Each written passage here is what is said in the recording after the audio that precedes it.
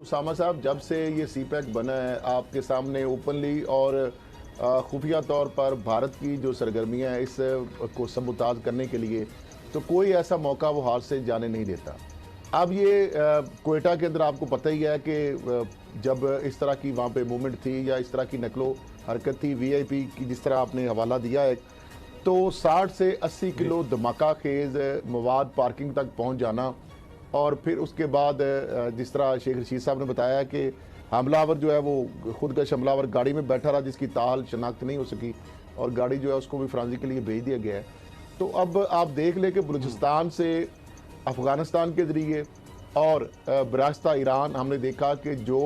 Network है किस तरह चलाए जा रहे हैं और पाकिस्तान दुश्मन कुव्वतें किस तरह उनको इस्तेमाल कर रही हैं। अब शेख रशीद साहब ने तो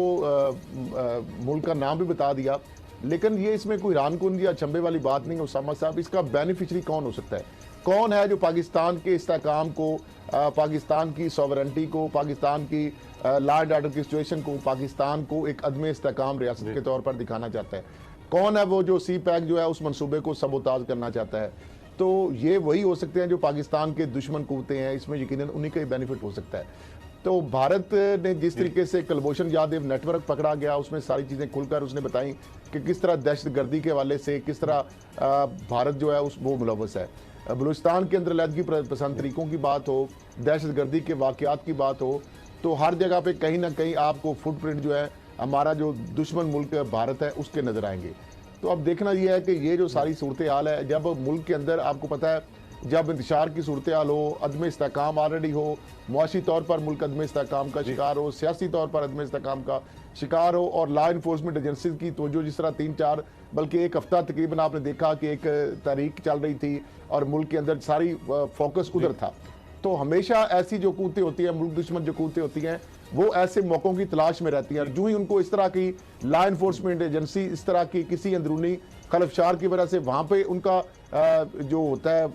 फोकस होता है, तो इस तरह से इन मौके से फ़ायदा उठाकर मुल्क दुश्मन कूतें जो है इस तरह के वाक़यात करती हैं। काफ़ी अरसा से पाकिस्तान के अंदर इस तरह का वाक़या नहीं हुआ था, लेकिन ये आप देखें कि उनको एक मौका मिला और उन्होंने अपना काम दिखा दिया और इसका मकसद यकीनन असद खरल साहब जो आप बात कर रहे हैं बिल्कुल सही है। पाकिस्तान में फॉरेन इन्वेस्टमेंट को रोकना हालात से मुल्क निकले।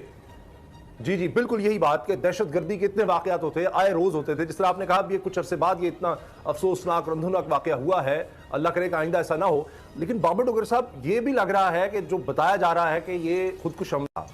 तो वो तो लगता है कि अभी अपने टारगेट तक नहीं पहुंच सका तो भी इतना नुकसान हुआ है। तो ये तो बड़ी खतरनाक बात है कि किस तरह से वो यहां तक आ गया। और पाकिस्तान में फॉरेन इन्वेस्टमेंट अगर लानी है, पाकिस्तान ने माशी तौर पर बेहतर होना है, तो अगर अमन अमान नहीं होगा तो वो तो ख्वाब कभी पूरा नहीं हो सकेगा। उसामा साहब, अभी रिसेंटली प्राइम मिनिस्टर ने जितनी भी तकारीर की हैं उसमें उन्होंने एक ही बात की है कि पाकिस्तान की इकोनॉमी जो टेक ऑफ कर रही है,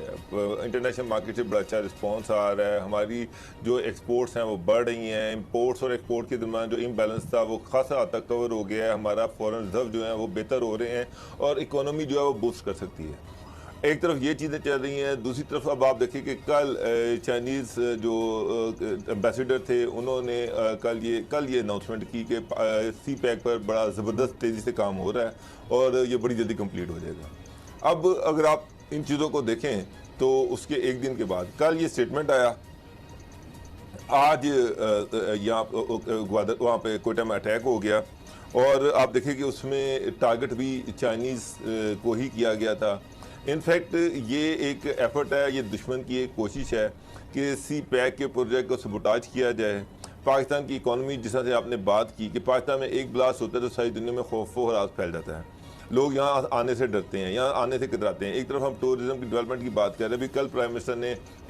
KPK में गए और वहाँ पर टूरिस्ट रिजॉर्ट्स की बात की, किस तरह से उन्होंने कंपैरिजन किया कि जनाब किस तरह से स्विट्ज़रलैंड जो KPK का आधा हिस्सा भी नहीं है, वहाँ पर दुनिया में लाखों लोग वहाँ पर विजिट करते हैं और उनकी इकोनॉमी का एक बड़ा जरिया जो है वो टूरिज़्म है और पाकिस्तान वहाँ से कहीं ज़्यादा खूबसूरत है, उससे कहीं ज़्यादा रिजॉर्ट्स हैं और यहाँ पर जो है टूरिस्ट यहाँ पर आने चाहिए। उन्होंने कहा था कि वो एक एरिया का नाम ले रहे थे, क्वाड शायद पता नहीं, कि वहाँ मैंने से उसकी एक तस्वीर मैंने डाली तो वहाँ पर लाखों लोग वहाँ पर पहुँच गए, हालांकि वहाँ पर भी कोई रिजॉर्ट चीज़ें इस इंफ्रास्ट्रक्चर डेवलप नहीं हुआ। तो अगर आप सारी चीज़ों को ज़हन में रखें तो ये चीज़ बड़ी क्लियर होकर सामने आती है कि दुश्मन नहीं चाहता कि पाकिस्तान दुनिया का फोकस बने। दुश्मन नहीं चाहता कि पाकिस्तान की इकोनॉमी ग्रो करे, दुश्मन नहीं चाहता कि पाकिस्तान और चाइना एक दूसरे के करीब आए, दुश्मन नहीं चाहता कि सी पैक जो है वो बन जाए और सेंट्रल एशिया और पाकिस्तान कनेक्ट हो जाए और पाकिस्तान में तरक्की का एक नया रास्ता खुल जाए। तो ये सारी चीज़ें जो लिंक कर रही हैं ना, ये अल्टीमेटली कनेक्ट करती हैं इंडिया के साथ, जो यहाँ पर दहशतगर्द भेजता रहा मादी में भी। गुलभूषण जादेव उसकी वाज़ेह मिसाल है। वो नहीं चाहता कि पाकिस्तान तरक्की करे, वो नहीं चाहता सी पैक बने, वो नहीं चाहता कि पाकिस्तान दुनिया का सेंटर बने। पर बातें चल रही हैं, यूएई इन्वॉल्व हो चुका है, सऊदी अरब है, अमेरिका है, दीगर ममालिक हैं, जो अब ये तो ढकी छुपी बात नहीं है। तो इस दौरान एक तरफ बैक चैनल पे राब्ते और दूसरी तरफ ये दहशतगर्दी, ये क्या बात है? उसामा साहब, बैक चैनल राब्ते जरूर हुए, लेकिन उन सारे जो राब्ते थे, वो जो सारे चैनल थे, वो उस वक्त ख़त्म हो गए जब प्राइम मिनिस्टर ने बड़े क्लियरली जो उन्होंने मोदी को ख़त लिखा, उसमें बड़ा क्लियरली लिख दिया कि जब तक कश्मीर का मसला हल नहीं होगा उस वक्त तक इंडिया के साथ कोई फॉर्मल बातचीत नहीं हो सकती। उसके बाद आप देखें कि जो दूसरा बड़ा इशू आया वो था कि इंडिया के साथ ट्रेड ओपन की जाए। ईसीसी ने इसकी इजाज़त दे दी, लेकिन कैबिनेट ने उसको डिसअप्रूव कर दिया और बड़ा क्लियरली दुनिया को मैसेज दिया कि इंडिया के साथ ना ट्रेड होगी, ना बातचीत होगी, ना कुछ होगा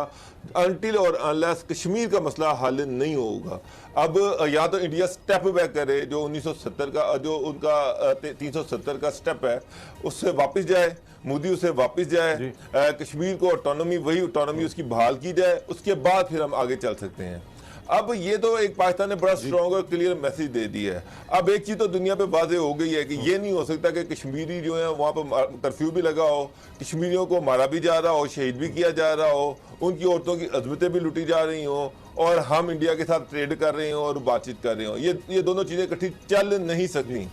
अब इंडिया फ्रस्ट्रेट हो गया, उसने एक चाल चली थी वो कामयाब नहीं हुई। उनका ख्याल था कि ठीक है कश्मीर इशू साइड पे रहने दें, हम ट्रेड भी खोल देते हैं, हम डायलॉग भी शुरू कर देते हैं, जो कि पॉसिबल नहीं है उसामा साहब। अब वो फिर पुराने हरबों पे आ गया, अपनी पुरानी हरकतों पे आ गया। इंडिया फ्रस्ट्रेट हुआ है, अफगानिस्तान में उसको जगह नहीं मिल रही। अमेरिका ने अपना पुल आउट अनाउंस कर दिया, 1 मई से वो यहाँ से निकलना शुरू हो जाएंगे, अक्टूबर तक वो यहाँ से चले जाएंगे। रशिया चाइना जो है वो इंडिया का कोई रोल और पाकिस्तान इंडिया का कोई रोल इसमें मान नहीं रहे। जब इंडिया का रोल ही कोई नहीं है तो इंडिया फ्रस्ट्रेट हुआ है। अब वो इस तरह की हरकतें कर रहा है कि किस तरह से पाकिस्तान को इंस्टेबल करे, डिस्टेबल करे, कोई इस तरह की दहशतगर्दी के वाकयात करे जिससे पाकिस्तान की इकोनॉमी तबाह हो, सी पैक को नुकसान हो। तो इंशाल्लाह शायद उसको भी लग रहा है कि अमेरिका के जाने के बाद उसका रोल और कम हो जाएगा अगर यहाँ